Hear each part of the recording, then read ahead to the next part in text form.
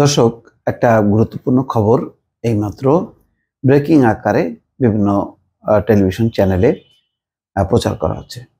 সেটি হচ্ছে, আপনাদেরকে বলি, পাচার হওয়া অর্থ ফেরাতে বাংলাদেশ ব্যাংকের গভর্নরকে প্রধান করে 9 সদস্যের টাস্ক ফোর্স গঠন করেছে অর্থ মন্ত্রণালয়। আবার বলি, বাংলাদেশ ব্যাংকের গভর্নর আহসান এইচ মনসুরকে প্রধান করে 9 সদস্যের একটা টাস্ক ফোর্স গঠন করেছে অর্থ মন্ত্রণালয়।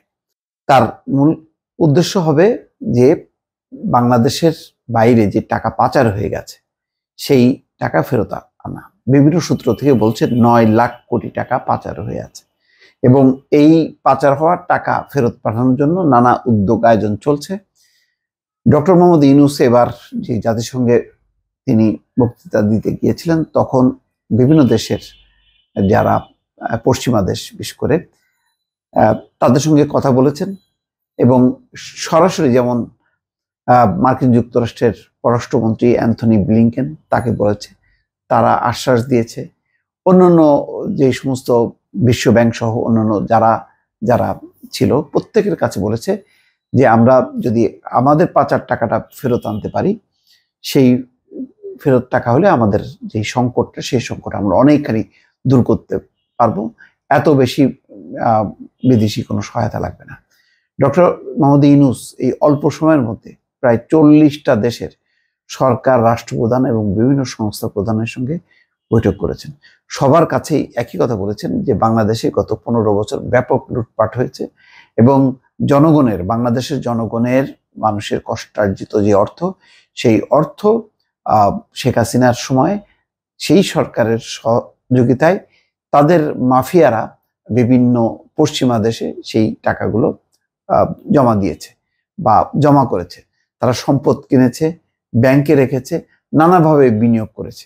যেমন সরকার এখন সবচেয়ে বেশি গুরুত্ব দিচ্ছে যুক্তরাজ্যে।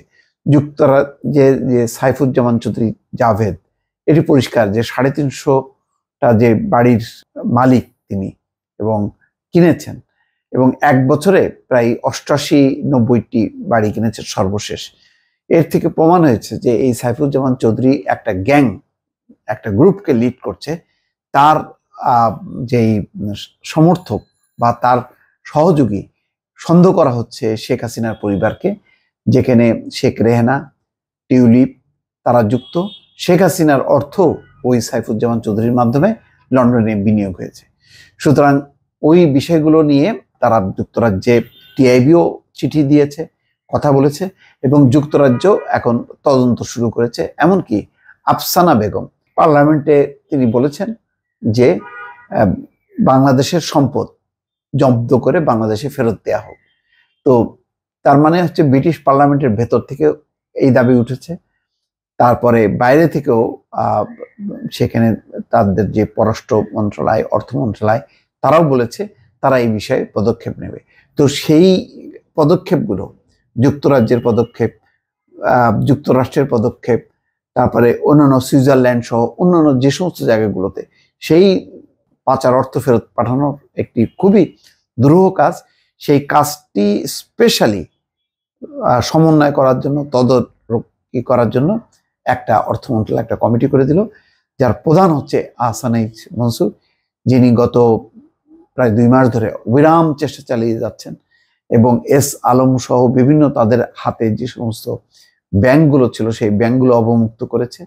তারপরেও আরো যে সমস্ত সম্পদ নামে বেনামে আছে সেগুলি জব্দ করার চেষ্টা করছে। মোট কথা এক ধরনের কঠিন একটা যুদ্ধ শুরু করেছেন আহসান এইচ মনসুর।